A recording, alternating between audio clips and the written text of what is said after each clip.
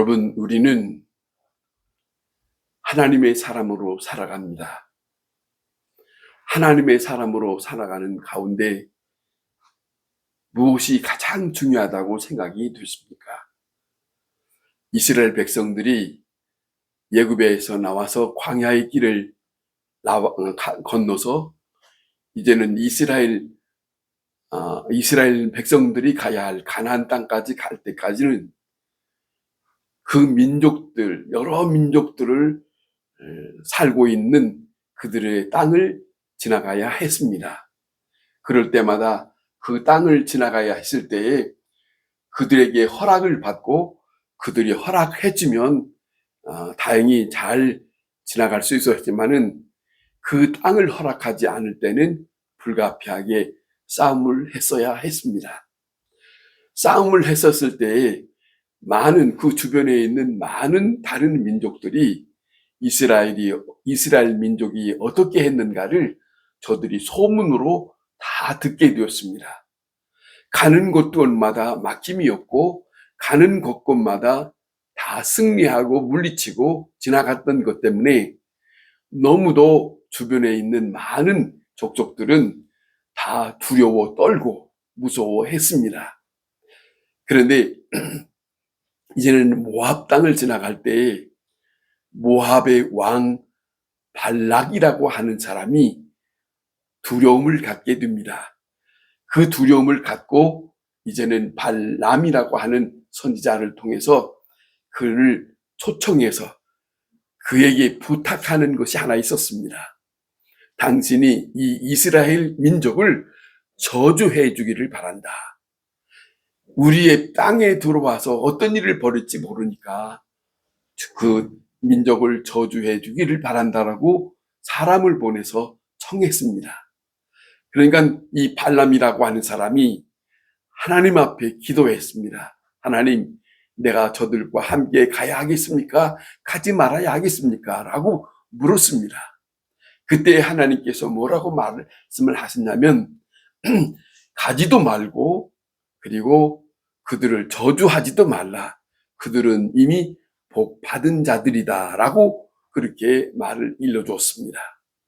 그럼에도 불구하고 이 발람이라고 하는 사람은 자기의 나귀를 챙겨서 이제는 길을 떠나려고 했을 때 하나님의 여호와의 사자가 나타나서 이제는 엄청난 일들을 하게 되는데 그가 가는 길을 막았습니다. 그가 가는 길을 여호와의 사자가 막았을 때에 이 나귀는 여호와의 사자가 칼을 빼서 들고 있는 것을 보고 이제는 길에서 벗어나서 밭으로 이제는 이 몸을 옮겼습니다.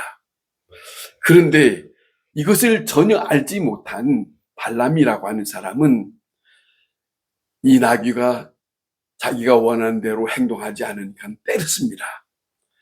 그런데 여호와의 사자는 다시 포도원 사이 좁은 길로 섰고 좌우에는 담이 있었는데 나귀가 여호와의 사자를 보고 다시 몸을 담의 곁에 바짝 밀어서 움직이게 했으니 발람의 다리가 어떻게 되겠습니까? 짓눌려 드니까 아프겠죠. 아프니까 이 발람이라는 사람이 또다시 나귀를 또 때렸습니다. 여호와의 사자가 또 다시 나타나서 좌우로 다 막고 더 이상 피할 수 없는 길로 몰아쳤습니다. 이 모든 것을 본 나귀는 더 이상 나아갈 수 없는 처지가 되었기 때문에 이 나귀가 짐승이지만은 몸을 낮추어서 더 갈 수 없는 형편을 사니까 발람이라고 하는 사람이 다시 자기의 나귀를 때렸습니다. 3번을 때렸습니다. 이렇게 서로 다툼을 가지고 있을 때 하나님께서 발람의 눈을 여시고 여호와의 사자가 손에 칼을 들고 빼고 선 것을 보게 했습니다. 그때서야 발람이 여호와를 알아보고 머리를 숙이고 엎드렸더라 하는 그런 사건의 내용이 있습니다. 여러분 어떻게 들려졌습니까? 여호와의 하나님 앞에 기도를 했습니다. 분명히 그에게 들려줬습니다. 그러면 그 말씀을 받아들여야 했습니다. 그런데 하나님에 대한 그 받아들임이 이 발람에게는 그렇게 강하게 받아들이지를 못하고 자기 마음대로 행동했던 모습으로 이런 사건을 만나게 되었다 하는 그런 내용입니다. 사도 바울은 다메섹에서 예수 그리스도를 만나지 않았습니까? 예수 그리스도를 만나고 난 다음에 일평생 복음과 십자가와 예수 그리스도의 부활에 대해서 복음을 전하고 다닐 때에 그는 이곳저곳 다니면서 많은 세월을 지냈습니다. 많은 세월을 지내면서 여러 곳곳에 편지를 썼지요. 편지를 쓰는 가운데 그는 그가 고백하는 내용들을 잠깐씩 나타내는 모습을 우리는 보게 되는데, 제일로 먼저 AD 48년에 갈라디아서에 맨 처음에 편지를 썼다고 하는데, 갈라디아서 선 편지에 썼을 때 이렇게 고백을 하고 있습니다. 사람들에게서 난 것이 아니요 사람으로 말미암은 것도 아니요 오직 예수 그리스도와 그를 죽은 자 가운데서 살리신 하나님 아버지로 말미암아 나 사도 된 바울은, 그랬어요. 나 사도 된 바울. 다시 말하면 내가 사도라라고 하는 것을 지칭하고 있는 것이 첫 번째 편지 속에 나타납니다. 그런데 7년 후에 그가 고린도에 편지를 썼을 때는 조금 다른 모습을 고백합니다. 나는 사도 중에 지극히 작은 자다. 나는 하나님의 교회를 핍박하였으므로 사도라고 칭함을 받기에는 감당할 수 없는 그런 사람이다 라고 하면서 하나님의 사도라고 하는 강한 의식을 가졌던 이 사람이 7년을 지나고 난 다음에 다른 마음을 가졌습니다. 나는 사도들 중에서 지극히 작은 자다라고 그런 고백을 했습니다. 그 후 8년 후에 AD 63년에 에베소 교회에 편지를 쓸 때는 어떤 표현을 썼느냐 하는 것을 우리가 들어보면 이렇습니다. 모든 성도 중에 지극히 작은 자보다 더 작은 나에게, 그래요.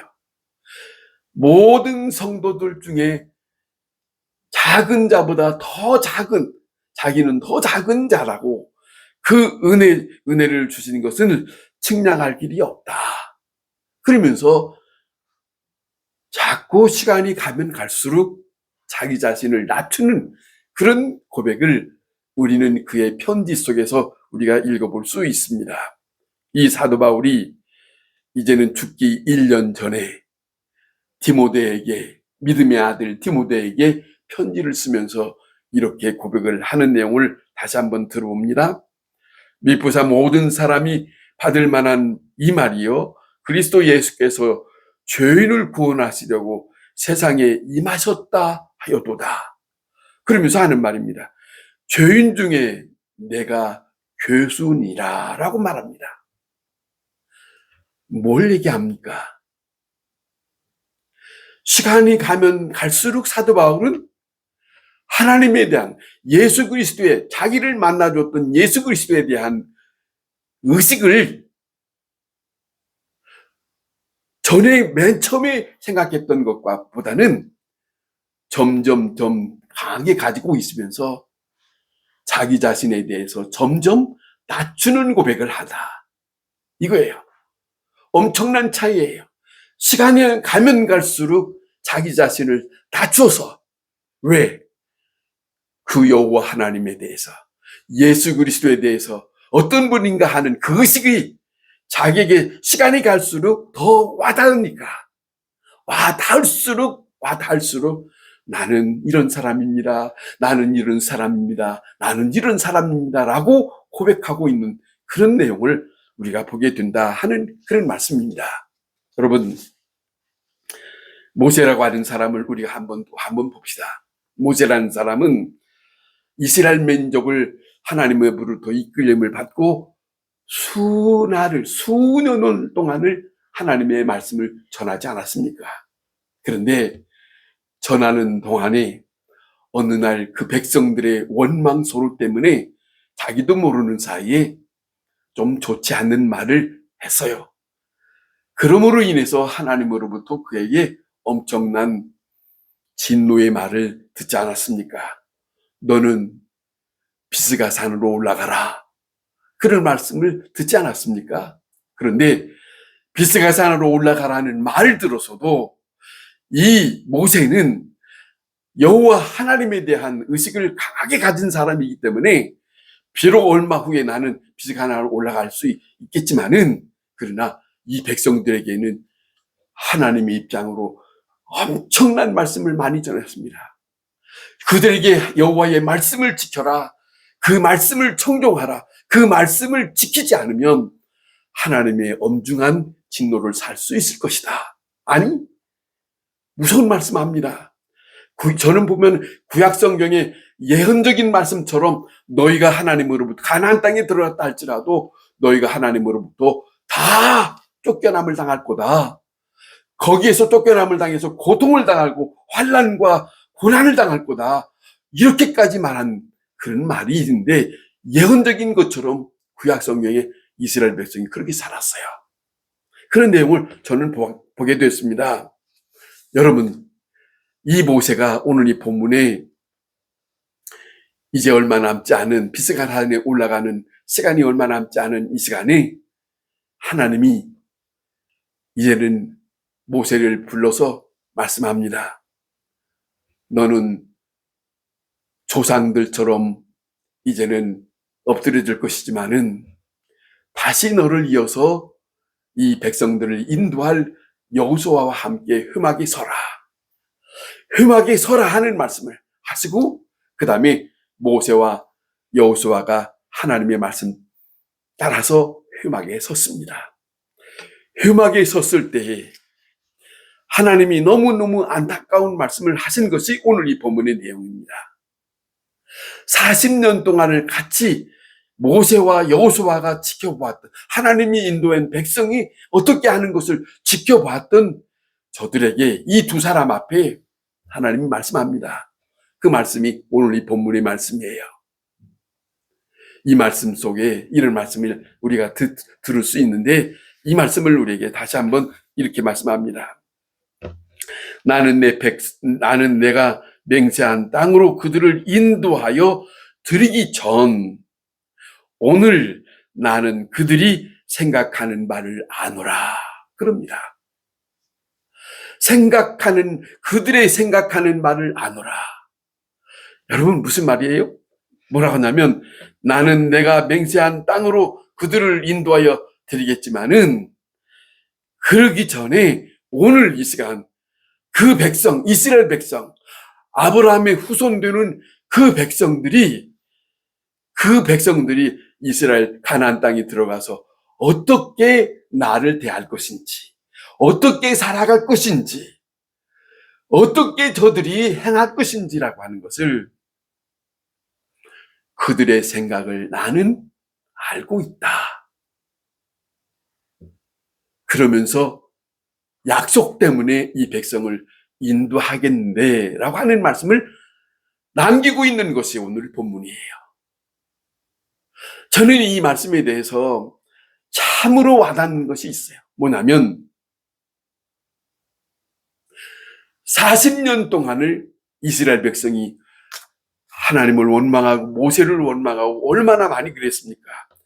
그렇게 했음에도 불구하고 하나님의 말씀을 따르지 않았습니다. 심지어 아직까지도 하나님이 하시는 일을 다 봤음에도 불구하고 하나님이 다 보여줬음에도 불구하고 저들에게 마음에는 여전히 지난날 예굽에 대한 생각을 버리지를 못했습니다. 지난날의 예굽에 대한 생각에서 다 벗어나지 못하고 여전히 그 마음의 중심에서 하나님이 행하신 것은 다 받아 누리고 그 은혜와 사랑을 다 받아 누리면서도 그들은 여전히 변화되질 않았더라는 거죠. 그걸 하나님이 보셨어요. 너무 안타깝지요. 그럼에도 불구하고 이들에게 하나님은 엄중한 진노하지 아니하시고, 안타까운 말씀이 이거잖아요. 내가 그들이 가나안 땅에 들어가도 내가 아브라함에게 약속한 땅을 주겠다고 약속한 땅을 이들에게 내가 들여 보낸다 할지라도 보내기 전에 그들이 어떻게 살 것인지 내가 그들의 생각을 알고 있다. 슬픈 거 아니겠습니까? 여기에는 하나님의 참으심이 있어요. 하나님의 긍휼이 있어요. 하나님이 약속을 지키는 모습이 있어요. 그런데 우리가 다시 한번 들여다보면, 생각하면 이렇습니다. 성경의 안에서 하나님을 아는 사람에게는, 하나님을 인식하는 사람에게 몇 가지 좀 다른 모습을 가지고 있는 사람들의 모습을 보면 이렇습니다. 첫 번째, 창세기 3장에 하나님이 에덴 동산을 마련해 놓고 그들에게 많은 것을 다스리라고 하는 것을 주어서도 그들에게 악한 사탄의 꾀음에 넘어가서 그들이 하나님 앞에 범죄한 자들이 되었잖아요. 그리고 난 다음에 그들이 여호와 앞에 자기 모습을 숨겼다. 그래서 하나님이 그들을 불러요. 아담아, 아담아, 내가 어디가 있느냐라고 부릅니다. 그 하나님이 몰라서 부르셨을까요? 아시면서도 그들을 불러요. 그런데 왜 그들은 왜 숨었을까요? 그 여호와 하나님 앞에 자기가 범죄한 걸 알고 부끄러워서 하나님 앞에 나타날 수가 없어요. 이런 모습이 창세기 3장에 나옵니다. 이런 모습이 있는가 하면은 생각해 보세요. 자기네들은 숨긴다 했지만, 감춘다 했지만은 그것이 감추어집니까? 자기 모습을 숨긴다 했지만은 숨겨집니까? 자기가 인간들의 모습, 삶 속에는 내가 이렇게 하면 그 하나님을 모를 거라고 생각하는지 모르겠지만은 그 모습과 똑같은 모습을 에덴 동산에서 이미 일찍이 행하고 있었던 사람의 모습. 오늘날도 앞으로도 사람들의 모습 속에는 그런 모습이 있을 것이다. 알면서도 하나님은 인간의 삶을 지금까지 허용하고 있었더라. 이 모습이에요. 그 모습을 너무 안타깝게 생각하는데, 자기들의 생각대로 살아가는 그 삶이 결국에는 어떠했던가? 예수님은 십자가상에서 말씀합니다. 아버지여, 저들이 행하는 것을 알지 못하기 때문입니다. 이걸 생각하지 못하고 수없이 반복하면서 사는 자들이 사람입니다. 인간입니다. 이 모습이 여전히 우리의 삶 속에서 여전히 보여지고 있다. 그런 거예요. 아니겠습니까? 그 다음에 하나님께서 아신다고 하는 것을 받아들이고 사는 한 사람을 저는 소개한다면, 많은 사람도 있겠지만은 저는 다윗이라고 생각합니다. 이 다윗이라고 하는 사람은 엄청난 무서운 죄를 범했습니다. 자기의 욕심 때문에, 자기의 탐욕 때문에, 엄청난 욕심 때문에 죄를 범하고 난 다음에, 이 범했을 때는 돌이켜보면, 제 3자의 입장에서 돌이켜보면 그 시간에는 하나님을 의식하지 않았어요. 그 시간에는 하나님을 멀리했어요. 왜? 그 시간에는 어두워졌어요. 하나님에 대한 밝은 심령이 아니에요. 그런데 하나님의 말씀으로 태어난 하나님의 사람 나단 선지자가 왕궁을 들어와서 당신에게 이러이러한 일들이 있었는데 그것이 당신의 사람이 아닙니까?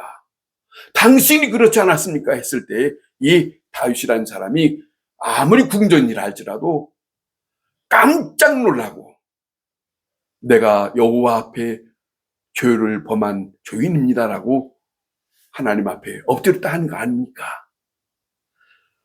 그런데 그 시간에 나단 선지자를 통해서 그 다윗의 집안에 하나님의 예언적인 말씀이 들려졌을 때에 이 다윗은 이 시간부터 기준이 달라요. 이 전과 이후의 일이 달라지는 것은 모든 사건들, 모든 일들마다 이제는 하나님을 의식하는 것이 더 예민해졌어요. 생각하면 그렇지 않습니까?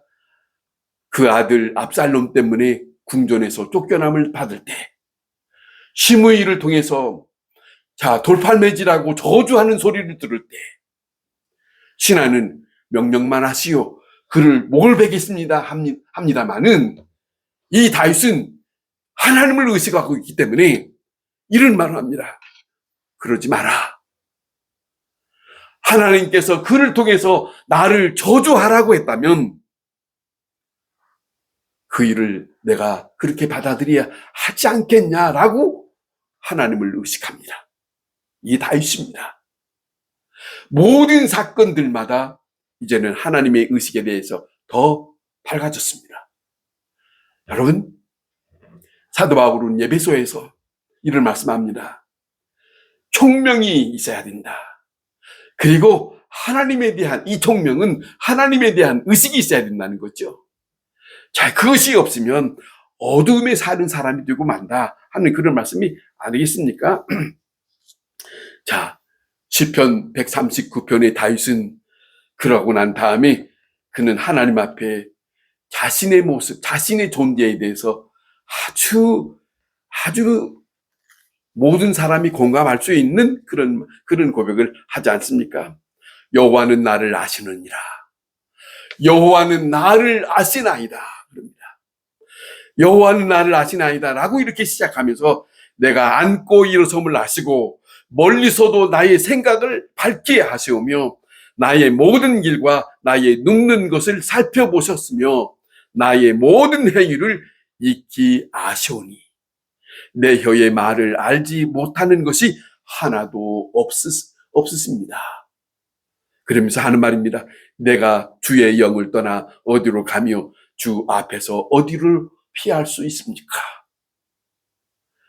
자, 보세요. 그분 앞에 우리가 삽니다. 이것을 놓쳐서는 이 의식을 놓쳐서는 안 된다. 자, 보세요. 무슨 말이냐면 사실은 그분 앞에서 우리는 은혜 받은 자의 입장입니다. 그분 앞에서 우리는 구원받은 자의 입장입니다.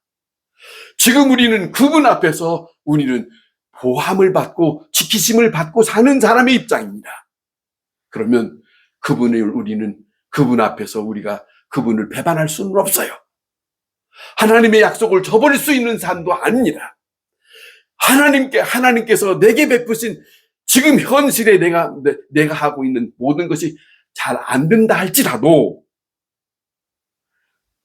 나는 지금 하나님 앞에 내가 있음을 알고 살아야 하는 것이 우리의 입장입니다.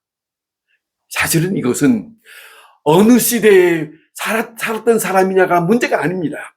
어느 시대의 사람이든지 상관없이 어떤 시대에서든지 하나님은 우리를 다 아시는 입장에서 살았더라는 거예요. 보세요. 모세라는 사람 우리와 같은 시대 아니잖아요. 다윗이라는 사람 우리 같은 시대 아니잖아요. 사무엘이라는 사람 우리 같은 시대 아닙니다. 그러나 그들은 우리보다도 더 밝기 하나님에 대한 의식을 가지고 살았더라. 이걸 놓쳐서는 안 된다. 자, 이 모습이 우리가 생각해 봐야 할 그런 문제다. 누가복음 15장에 탕자 비유 있습니다. 예수님이 탕자 비유에 대한 말씀을 하셨습니다마는 자기 딴에는 아버지와 함께 지내다가 자기 독립적으로 아버지의 품을 벗어나서 살아보겠다고 거기 그렇게 살면 자유롭고 자기 마음대로 즐겁고 자기 나름대로 무슨 어떤 일들을 행복함을 느낄 수 있을 양으로 그렇게 해보고 싶어서 아버지의 품을 떠나서 나가지 않았습니까? 생각해보면 이거죠. 내가 가진 물질이 제한적이거든요. 언젠가는 이것이 다 끝날 것인데 그걸 가지면은 무엇이든지 다 할 것이라고 생각하는 이게 먼저 착오지요. 그런데 오늘날도 마찬가지 아닙니까? 내가 지금 가지고 있는 것, 물질로 살아보려고 얼마나 했습니까? 내가 배운 지식으로 내가 얼마나 살아보려고 애를 썼습니까? 내가 받은 기술, 내가 받은 경험으로. 그런데 이 모든 것들이 다 제한적인 것인데 그 제한적인 것으로 하나님 앞에 살아보려고 우리는 그 틀에서 벗어나려고 탕자처럼 그렇게 한 일이 한두 번이 아니지 않습니까? 그런데 그 일을 다 지나고 난 탕자는 다시 생각하는 거죠. 지나가 아버지의 품을 떠나서 살아보니까 이 모든 제한적인 것을 이제는 맞닥뜨려 느낌을 갖고 아버지의 품을 생각한다. 아버지의 사랑을 생각하고 아버지의 그 놀라우신 그때 있었던 것들을 다시 생각하면서 아버지 앞에 돌아오지 않습니까? 이 아버지는 그 아들이 그렇게까지 해서 나가서 돌아올 때까지 참고 기다려줬다는 거예요. 징계하지 아니하고.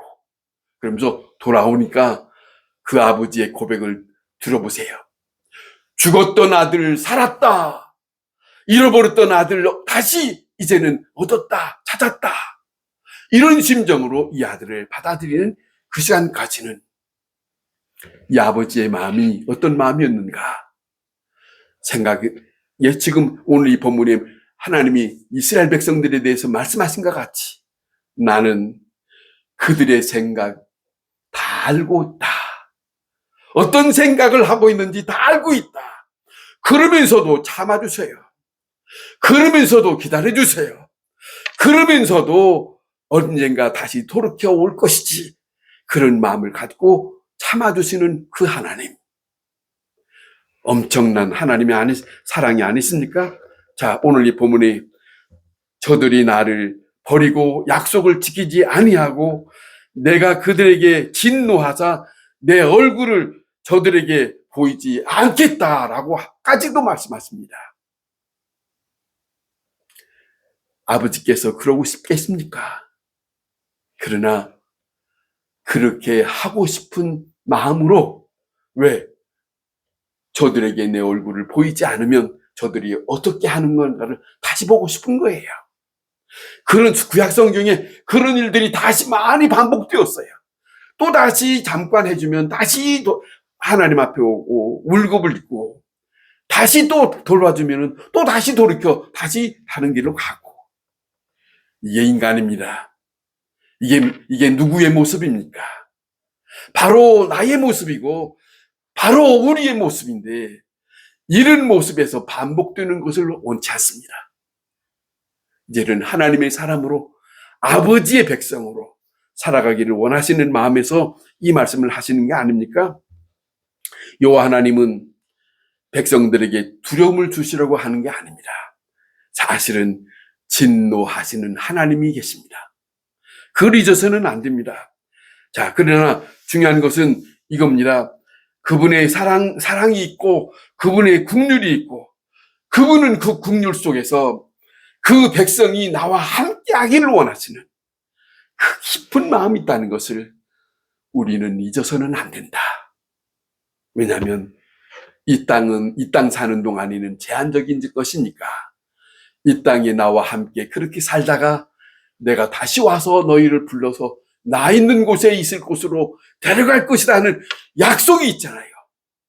그 약속을 저버리고 살아서는 안 된다 하는 그런 말씀을 우리는 다시 한번 기억해야 된다 하는 것이에요.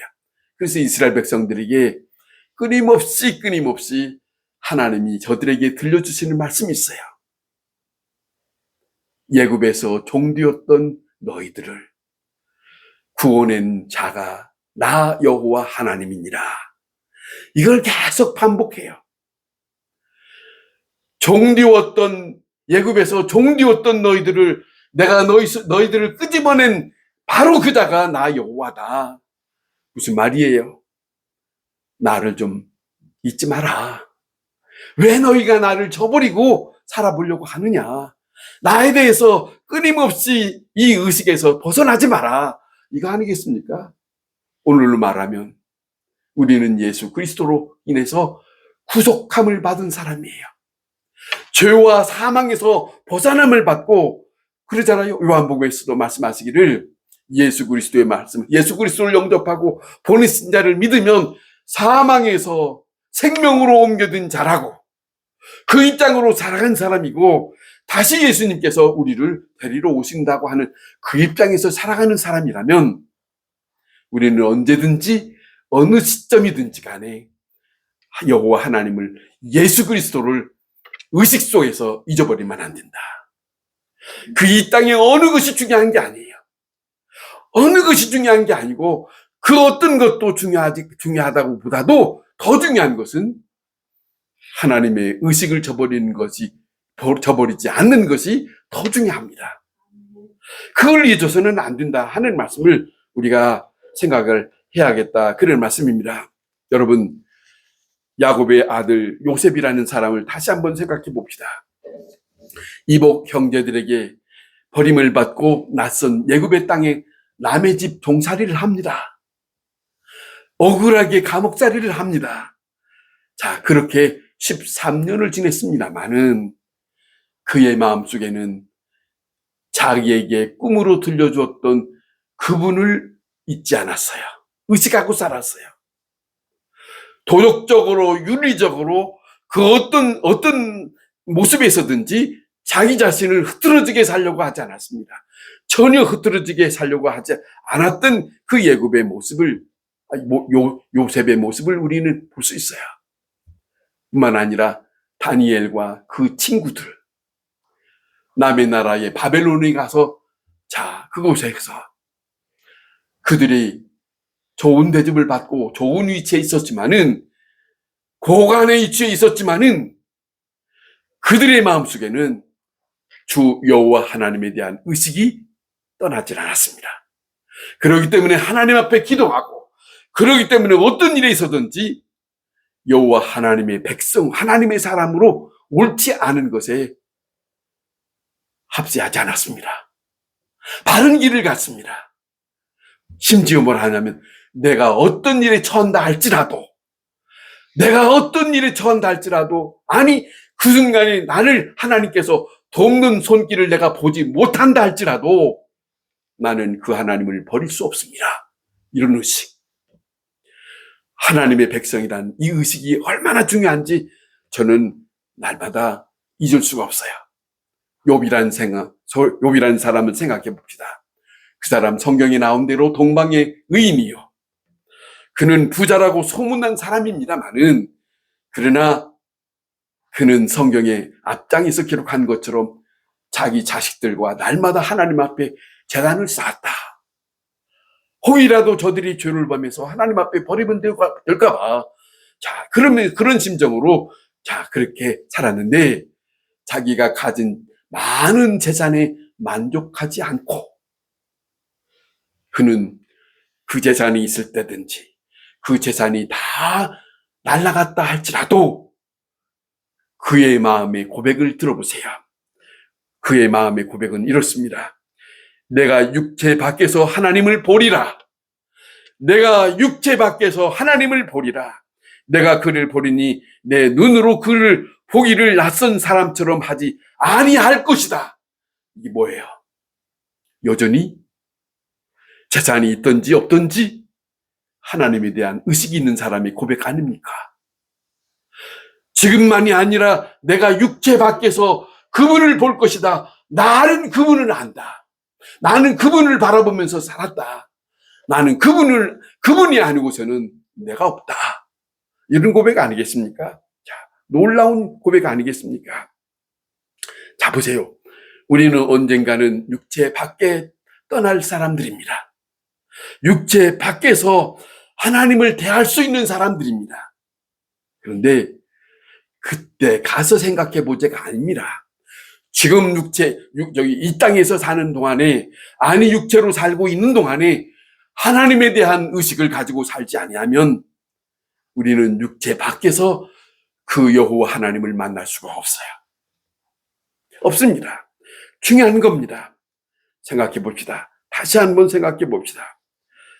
다윗의 고백을 생각해 봅시다. 하나님은 나를 아시나이다. 여러분, 이게 너무너무 중요해요. 여호와 하나님은 나를 아시나이다. 자, 얼마나 중요합니까? 하나님 앞에서 살아가는 삶은, 다시 말씀드립니다, 은혜 가운데 살고 있어요. 사랑 가운데 살고 있어요. 그 무엇보다도 가장 중요한 것은 구속받은 사람으로 살고 있습니다. 하나님의 보호와 지키심을 받고 살아가고 있습니다. 그러므로 오직 나를 위하여 사는 것이 아니고 바울이 고백한 것처럼 주님을 위하여 살아가는 하나님의 사람으로 살아가는 것이 우리에게 필수입니다. 자, 하나님의 백성으로 중요한 것은 날마다 살면서 하나님을 기쁘시게 하면서 사는 것. 그러잖아요. 하루하루 사는 동안에 이렇게 고백할 수 있겠죠. 하나님 아버지, 오늘 또 이렇게 살았습니다. 이런 기쁨을 주셔서 감사합니다. 이런 즐거움을 주셔서 감사합니다. 이런 마음이 우리에게 차고 넘쳐야 합니다. 이런 마음이 중단되어서는 안 된다 하는 말씀입니다. 자, 이것이 얼마나 중요한가. 오늘 이 본문에 말씀하신 것처럼 하나님은 우리에게도 말씀합니다. 나는 그들이 생각하는 바를 아노라. 나는 그들이 생각하는 바를 아노라. 여러분, 하나님이 보실 때, 나를 보실 때 하나님이 나를 어떻게 생각하실 수 있어야 하겠습니까? 나를 생각하실 때, 욥기에 보면 하나님은 그 사단이 하나님과 이렇게 얘기하면서 욥을 시험하는 내용이 욥기지만은 성경의 욥기에서는 하나님은 욥을 인정했다고 하지 않습니까? 그리고 시험을 걸자 그렇다 하거나 하지 않습니까? 그만큼 하나님이 나를 보실 때 내가 너를 인정한다라고 하는 말을 들을 수 있을 만큼 나는 그의 생각을 안다. 이 말을 들을 수 있는 오늘의 믿음의 삶을 사는 우리가 되어야 할 것입니다. 기도하겠습니다.